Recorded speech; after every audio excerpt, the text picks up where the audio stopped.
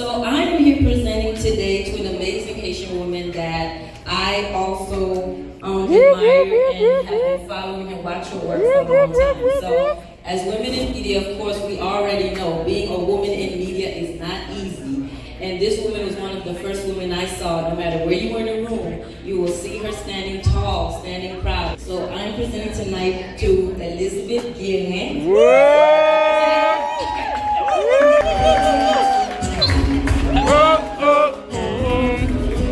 As a Haitian immigrant, I'm very honored to receive this award tonight and to celebrate women empowerment.